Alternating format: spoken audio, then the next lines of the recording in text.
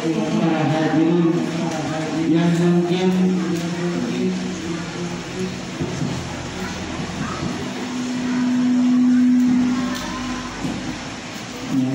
hadir di tempat yang mulia ini, wabil khusus yang saya muliakan, yang saya takdimi segenap pengurus Masjid Al-Amin Makassar, wabil khusus ketua masjid yaitu Bapak Imam Ghazali yang saya muliakan, yang saya takdimi. Begitu pula yang saya muliakan Bapak Rahman, ketua dewan, Bapak Ersam dan lain sebagainya, semuanya tanpa terkecuali, dan tidak dapat saya sebut satu persatu namanya, namun tidak mengurangi rasa hormat dan takjub saya kepada antum sekalian. Dan kita berharap kepada Allah Subhanahu wa Ta'ala, mudah-mudahan dengan kita duduk di tempat yang mulia ini, insya Allah hajat-hajat kita dikabulkan oleh Allah Subhanahu wa Ta'ala. Hajat dunia, hajat akhirat dikabulkan oleh Allah Subhanahu wa Ta'ala. Amin ya rabbal alamin. Yang mungkin di antara kita memiliki penyakit, entah itu kencing manis, entah itu kencing pahit, entah itu kencing batu dan lain sebagainya, mudah-mudahan diangkat oleh Allah Subhanahu wa Ta'ala. Penyakit kita diangkat oleh Allah Subhanahu wa Ta'ala. Amin ya rabbal alamin.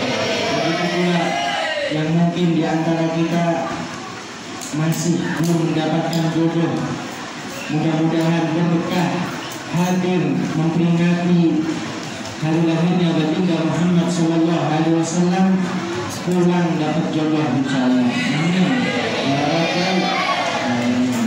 Yang punya utang banyak, yang punya utang banyak. Mudah-mudahan berkah hadir majelis maulid, insya Allah bisa mampu membayar hutang. Amin. Yang sudah dapat istri, yang sudah punya istri, mudah-mudahan ditambah sama Allah Subhanahu wa Ta'ala. Amin.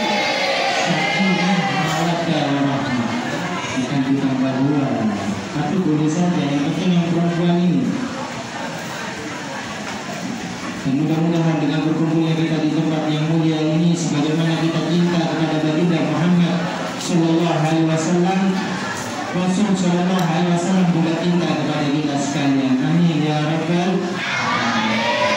Ingat dengan suatu hadis yang sahih, baginda Rasul sallallahu alaihi wasallam beliau mengatakan bahwasanya orang yang lisannya basah menyebut nama baginda Muhammad sallallahu alaihi wasallam, yang lisannya senang bersalawat kepada Rasul sallallahu alaihi wasallam, kata Nabi Muhammad adalah orang yang paling dekat dengan Nabi Muhammad kelak di yaumul qiyamah.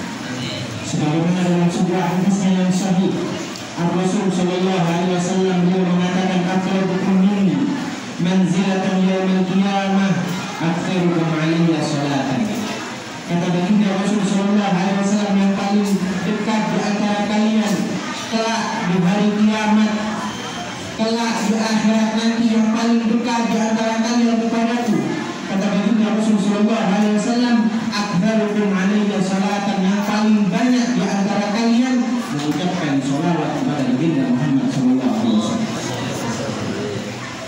Itu orang yang paling dekat sama Nabi Muhammad nanti adalah orang yang lisannya hobi membaca sholawat kepada baginda Rasul sallallahu alaihi wasallam.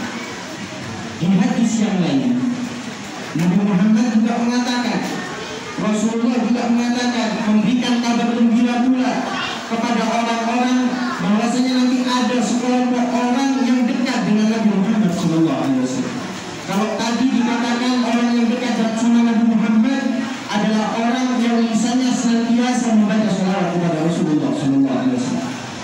Tapi dalam hadis yang lain yang sama-sama sahih, baginda Rasul sallallahu alaihi wasallam beliau mengatakan, aqrabukum minni manzilatan yaumal qiyamah ahasinukum akhlaqan.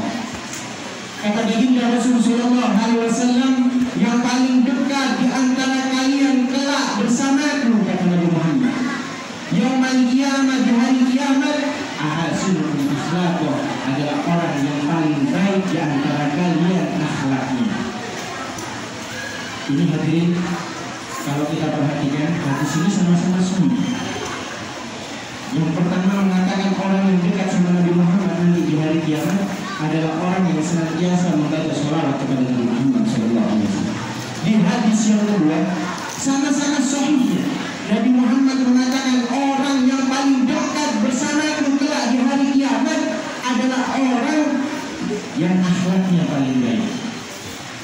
Nah, ini kalau dalam ilmu hadis hadirin. Kalau dalam ilmu hadis dikatakan hadis mutlaq ittiba, yang satu mengatakan perbanyak sholawat, yang satu mengatakan perbaguslah akhlak. Sama-sama tujuannya paling dekat sama Nabi Muhammad ini. Tapi caranya beda. Yang pertama perbanyak akhlak, yang pertama perbagus akhlak, yang kedua perbanyak sholawat kepada baginda Muhammad SAW. Ini namanya hadis mutlaq. Nah, hadis mutlaq itu hadirin, ini yang perlu kita perhatikan. Hadis mutlaq itu kalau seandainya bisa digabung maka digabung. Kalau seandainya bisa dilihat mana yang paling kuat itu begitu. Kalau sama-sama kuat bisa digabung maka digabung. Kami punya dua Habib Umar bin Muhammad bin Salim bin Hafid. Beliau mengatakan yumkin ayyujma baina haditsain.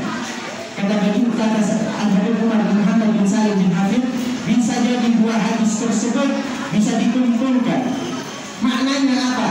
Orang yang hobinya sholawat sama Nabi Muhammad SAW, lisannya basah menyebut nama Rasulullah SAW, pasti akhlaknya mulia.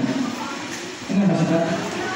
Karena orang tidak membaca sholawat kepada Nabi Muhammad, melainkan orang tersebut cinta sama Nabi Muhammad SAW. Dan orang kalau sudah cinta ini, kalau orang sudah cinta pasti ingin selalu mengikuti orang yang dicintai. Itu tanda orang cinta sama orang yang mengikuti orang yang dicintai. Makanya sampai dikatakan la tadai fa inna sidqul alain. Jangan ngaku cinta kalau kita masih belum tergerak hati untuk ikut sama baginda Rasul sallallahu alaihi wasallam. Kita pelajari akhlaknya Nabi Muhammad sallallahu alaihi wasallam. Dan orang kalau sudah benar-benar cinta akan terus mengikuti jejaknya baginda Muhammad sallallahu alaihi wasallam, akan terus mengikuti akhlak mulianya Nabi Muhammad sallallahu alaihi wasallam, karena tidak ada akhlak yang lebih mulia melebihi akhlaknya baginda Rasul sallallahu alaihi wasallam. Jadi orang yang senang sholawat sama Nabi Muhammad sallallahu alaihi wasallam akhlaknya mulia, pasti dia memiliki akhlak yang mulia. Dan kita yang seperti ini ya harus kita pelajari akhlaknya Nabi Muhammad SAW. Bagaimana beliau ketika masuk ke masjid, beliau mendahulukan kaki yang kanan. Keluar dari masjid, beliau mendahulukan kaki yang kiri. Masuk ke kamar mandi, mendahulukan kaki yang kiri. Keluar dari kamar mandi, mendahulukan kaki yang kanan. Ini akhlaknya baginda Muhammad SAW. Dan orang ini hadirin, orang ini kalau bisa dibilang kita ini manusia 11-12. Kemuliaannya seseorang itu tergantung akhlak. Kita ini 11-12, semuanya sama, mirip kurang lebih, dan bentuknya sama. Saya mau tanya sekarang sama dia ini. Coba dengarkan, mau tanya. Siap ditanyakan.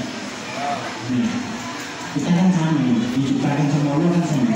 Saya mau tanya sama dia ini. Matanya ada berapa? Kupingnya? Mulutnya?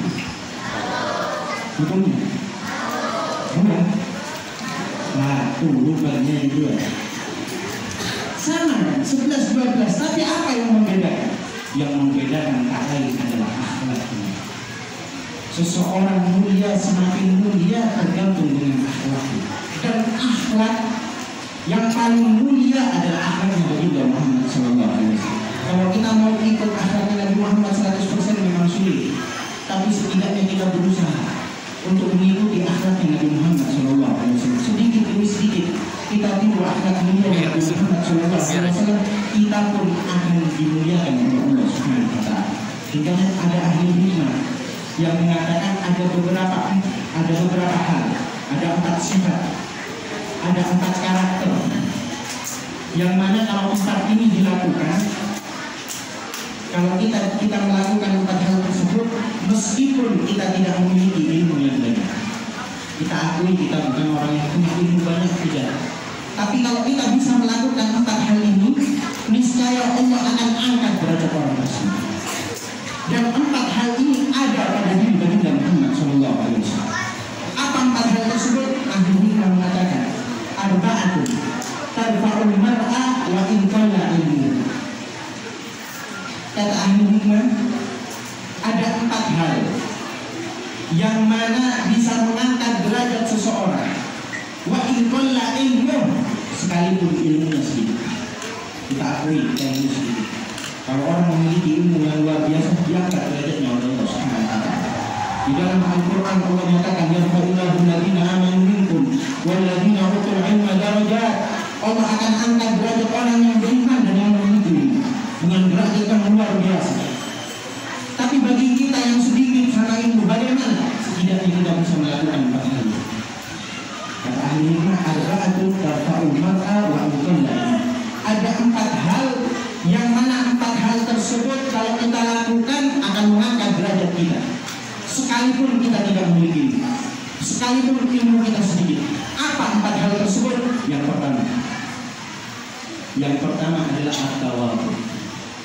Seseorang itu hadirin bisa diangkat derajatnya oleh Allah Subhanahu wa taala sekalipun ilmunya sedikit, kalau dia memiliki rasa tawadhu, rasa rendah, tidak sombong, tidak angkuh. Kalau orang sudah sombong, dijatuhkan oleh Allah Subhanahu wa taala.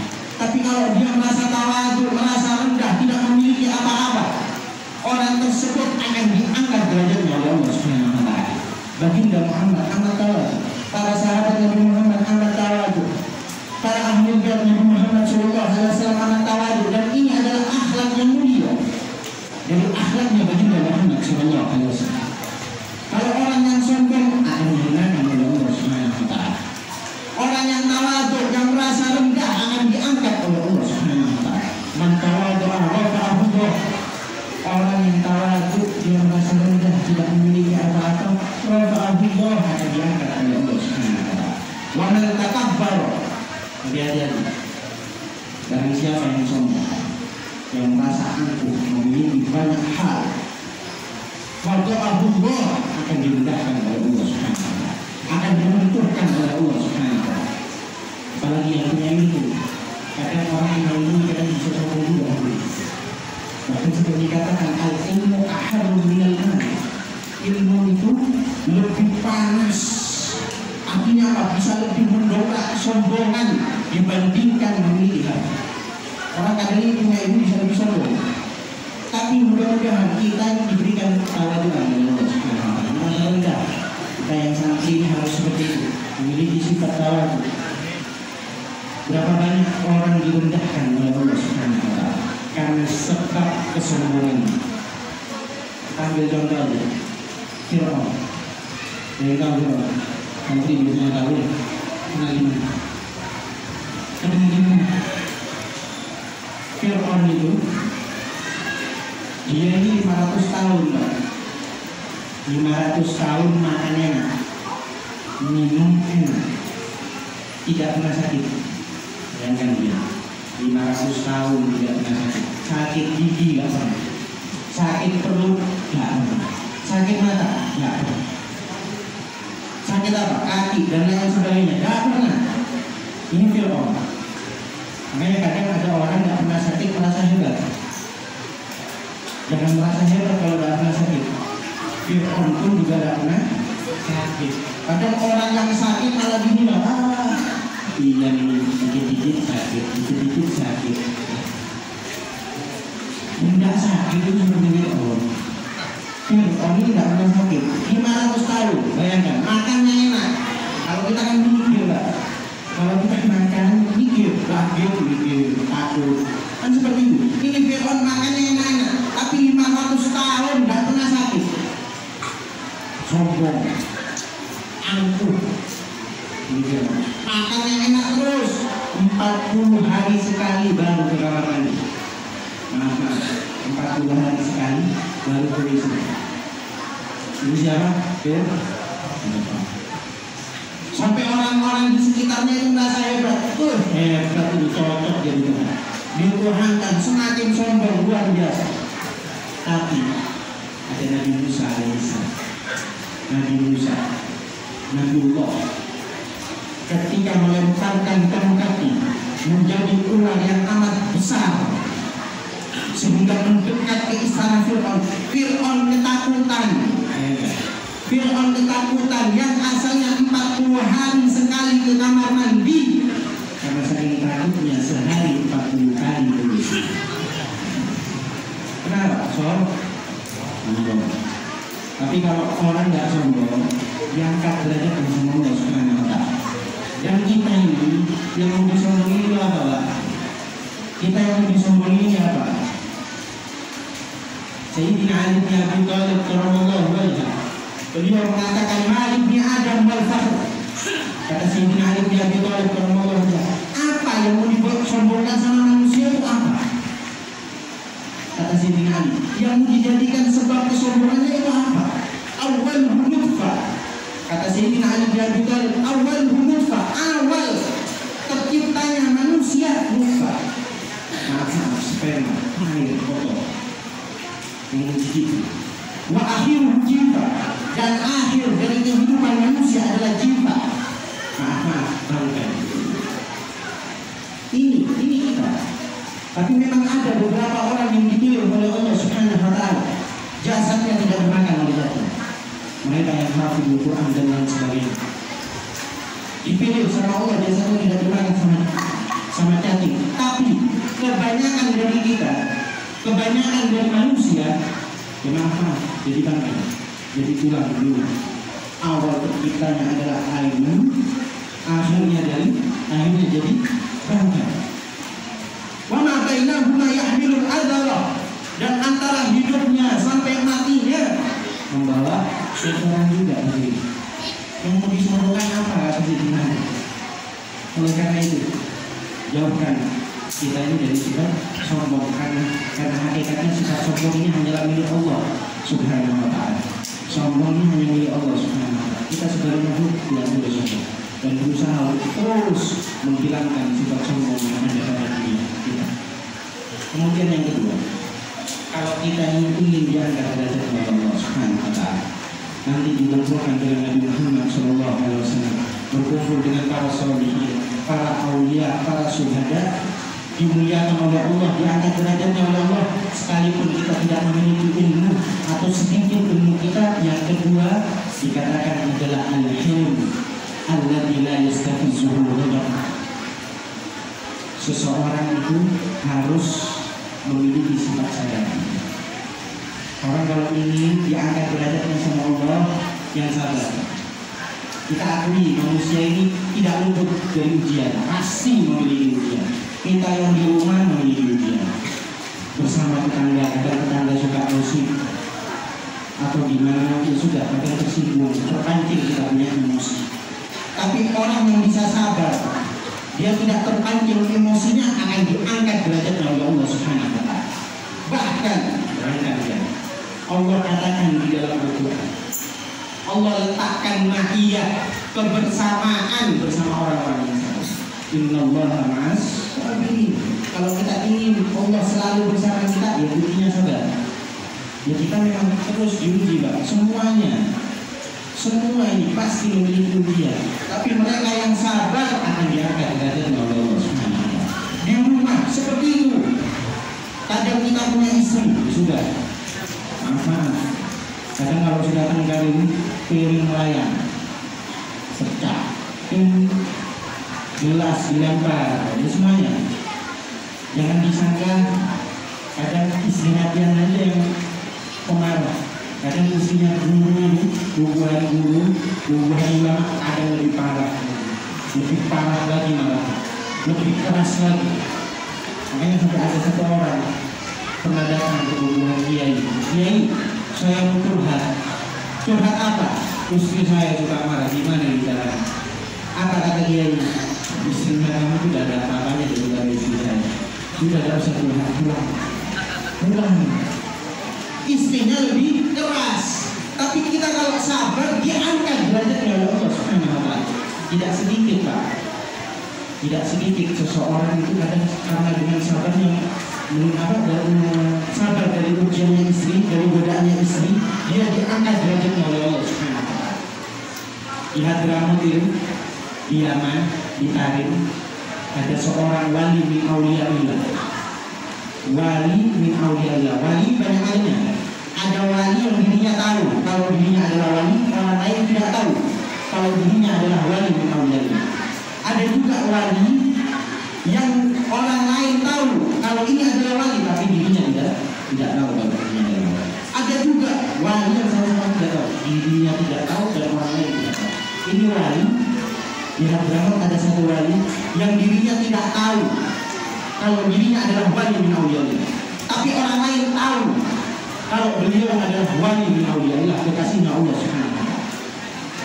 Beliau ini punya istri yang keras, luar biasa. Kerasnya minta ampun. Yang namanya orang sabar, meskipun sabar kayak gimana pasti ada batasnya.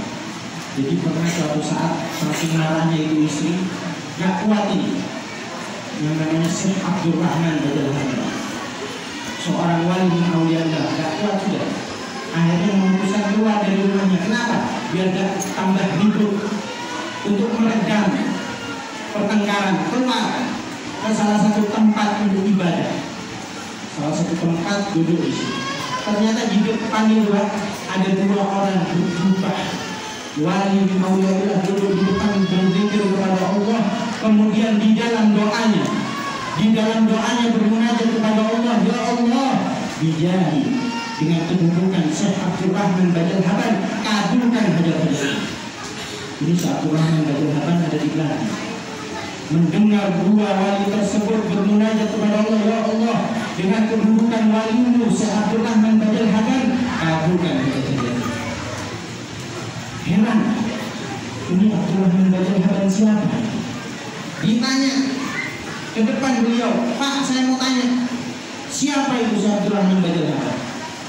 Dijawab, Syekh Abdul Rahman Badal Habib adalah seorang wali min auliyaillah yang diangkat derajatnya oleh Allah Subhanahu wa Ta'ala karena sabar menghadapi ujian dari istrinya.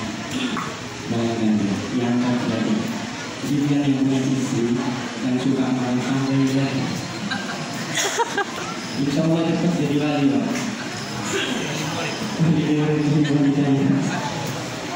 Asal sabar. Kenapa? Memang kalau sabar itu diangkat derajatnya oleh Allah Subhanahu wa Ta'ala. Orang itu kalau sabar ya sudah luar biasa. Banyak kadang diuji sama istri, kadang diuji sama orang. Kita lihat akhlaknya para solihin, pasti mereka memiliki sifat sabar. Sayyidina Ali Zainal Abidin As-Sajjad, tutup baginda Muhammad sallallahu alaihi wasallam. Sayyidina Ali Zainal Abidin bin Husain ibnu Fatimah bintu Rasul sallallahu alaihi wasallam, anak dari Sayyidatuna Fatimah, anak dari Sayyidina Husain, anak dari Sayyidatuna Fatimah, anak dari baginda Muhammad sallallahu alaihi wasallam. Beliau mendapatkan julukan As-Sajjad. Kenapa? Sebab karena beliau hobinya sholat, banyak sujud kepada Allah Subhanahu wa Ta'ala. Bahkan setiap harinya sujud sama Allah itu kurang lebih 1000 kali sujud. Ini mendapatkan julukan As-Sajjad karena senang sujud sama Allah, ibadah. Nah kita gimana? Kita sholat dengan ibadah. Kadang bolong-bolong jadi sholat duha. Kadang sholat duha juga karena kepepet. Kalau utang sudah mampu, sholat duha. Sholat duha yang paling banyak dari semua 12 rakaat, karena kepepet hutang bisa 200 rakaat. Sayyidina Ali Zainal Abidin hobinya sujud kepada Allah Subhanahu wa Ta'ala sampai mendapatkan gelar As-Sajjad karena senang sujud kepada Allah Subhanahu wa Ta'ala. Suatu saat ada satu orang yang hendak mau membayar hutang. Dia sudah pakai tas. Dia membayar hutang, dia jalan kaki, kemudian melintasi masjid. Orang dulu itu kalau melintasi masjid, hampir di masjid sholat 2 rakaat. Sholat tahiyatul masjid, menghargai masjid karena rumahnya Allah. Ya sama, kurang lebih sama sekarang. Kita orang yang sekarang juga hampir di masjid, tapi kita mulai Habis itu yang sudah ditinggal. Tapi kalau orang dulu lewat masjid, mampir ke masjid, sholat. Nah ini ada satu orang mau bayar hutang dia.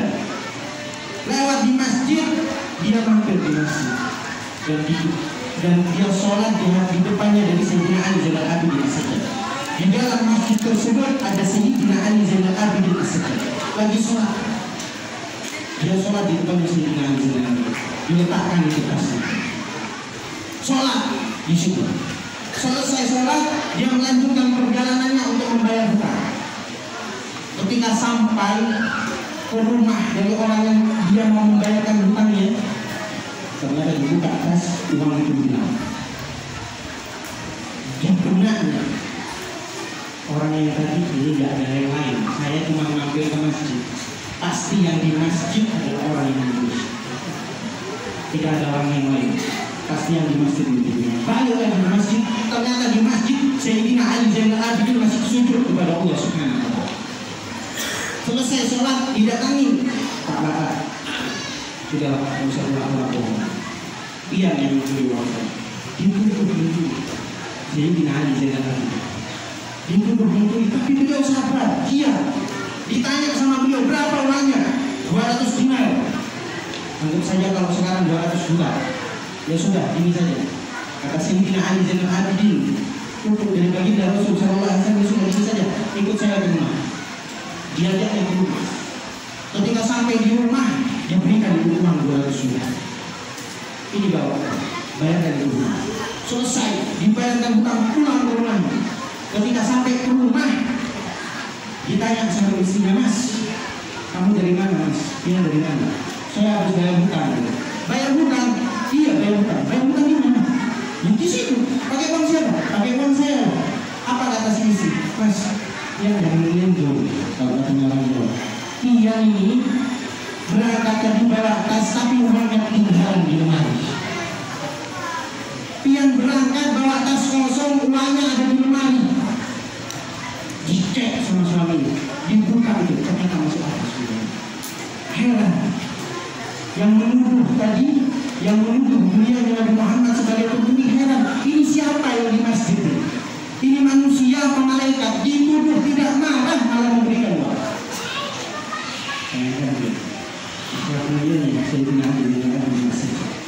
Kemudian saking penasarannya beliau langsung berangkat. Tadi yang menuduh ini berangkat lagi ke rumahnya Sayyidina Ali Zainal Abidin. Ditunggu di depan. Tak lama kemudian ada satu orang lewat. Ada satu orang lewat. Orang ini ditanya sama si penuduh tadi, Pak, saya mau tanya, ini rumahnya siapa? Kata orang tersebut, Pian ini kalau udah tahu rumah ini sama aja. Pian nggak tahu apa. Ini rumah Sayyidina Ali Zainal Abidin bin Husain Abu Fatimah Zahra binti Rasul sallallahu alaihi wasallam. Ini adalah rumahnya Sayyidina Ali Zainal Abidin, anaknya dari Sayyidina Husain, anaknya Sayyidatuna Fatimah Zahra, anaknya baginda Muhammad sallallahu alaihi wasallam. Ternyata yang dibunuh adalah beliau baginda Muhammad sallallahu alaihi wasallam. Ketika dibuka itu sama Sayyidina Ali Zainal Abidin, dibuka itu ditanya kenapa balik lagi? Dibilang, saya kesini mau minta maaf karena saya salah. Ternyata uang tadi ketinggalan di rumah. Saya datang ke sini mau menyerahkan uang tersebut dan saya mau minta maaf karena sudah menuntut engkau wahai dunia. Apa jawabannya Sayyidina Ali Zainal Abidin?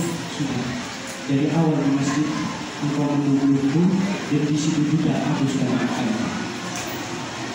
Baik, gak nunggu di masjid sudah dimaafkan. Sabar. Kemudian orang tersebut bilang, ini saya mau menghadiahkan, ini saya mau kembalikan, ini uang milikmu wahai dunia Rasul. Dijawab sama Sayyidina Ali Zainal Abidin, kami ahli bait kalau sudah memberikan pantang untuk menerima saya. Itu hadiah ini akhlak mulia. Sabar, itu sabar. Makanya orang kalau ini diangkat derajat oleh Allah Subhanahu wa Ta'ala yang sabar. Dan beliau mengikuti jejaknya baginda Muhammad sallallahu alaihi wasallam. Akhlaknya Rasulullah. Kemudian yang ketiga, ketika ada Siap mundur? Bisa dua lagi sedikit ya. Yang ketiga, dari arba'atun tarfa'ul mar'a wa ikal ya'in. 4 hal yang bisa mengangkat derajat seseorang sekalipun ilmunya sedikit. Yang ketiga adalah as-sakha. As-sakha yaitu dermawan. Orang itu kalau dermawan tetap diangkat derajatnya oleh Allah Subhanahu wa ta'ala. Orang kalau hobinya dermawan, sering membantu, entah itu membantu masjid, itu paling cepat diangkat derajatnya oleh Allah Subhanahu wa ta'ala. Membantu ustaz dan lain sebagainya, itu orang yang dibantu ya sudah, orang yang membantu itu pasti cepat diangkat derajatnya oleh Allah Subhanahu wa ta'ala. Siapa yang mengatakan? Yang mengatakan tak lain adalah baginda Muhammad SAW. Lisan yang kejujuran, yang tidak pernah berbohong. Nabi Muhammad SAW mengatakan as-sakhi qaribun minallah, qaribun minan nas, qaribun minal jannah, ba'idun minan nar. Di dalam hadisnya yang sahih, baginda Rasul SAW beliau mengatakan as-sakhi, orang yang dermawan, qaribun minallah, dekat dengan Allah Subhanahu wa ta'ala. Kalau sudah dekat sama Allah pasti diangkat derajat sama Allah. Qaribun minan nas, dekat dari manusia. Qaribun minal jannah, kalau sudah dekat dengan Allah, dekat dengan manusia, qaribun minal jannah, pasti dekat dengan surga Allah Subhanahu wa ta'ala. Kalau sudah dekat dengan surga Allah, ba'idun minan nar, jauh dari api neraka Allah Subhanahu wa ta'ala. Makanya orang ini kalau sudah dermawan luar biasa. Tidak sedikit orang mendoakan, pasti didoakan. Banyak orang yang mendoakan dan paling cepat dikabulkan oleh Allah Subhanahu wa ta'ala.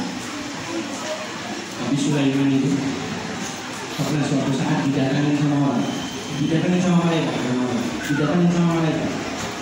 Kemudian malaikat mau bilang, wahai Nabi Sulaiman, kamu itu perhatikan tetangga kamu itu 5 hari lagi akan saya cabut nyawa. Diperintah sama Allah 5 hari lagi dicabut nyawa. Kemudian diperhatikan sama Nabi Sulaiman 5 hari maksudnya, 5 bulan, 5 tahun maksudnya. Tak lama kemudian datang lagi malaikat kepada Nabi Sulaiman. Kata Nabi Sulaiman, kamu malaikat, kamu dulu pernah bilang tetangga saya itu 5 hari lagi mau dicabut, tapi ini sampai 5 tahun nggak dicabut. Gak mati.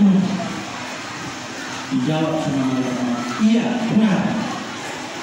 Awalnya mau dicabut nyawanya, tapi Allah kasih bonus. Kenapa? Karena sebelum dicabut, sebelum habis waktu, sebelum dia mau meninggal, ada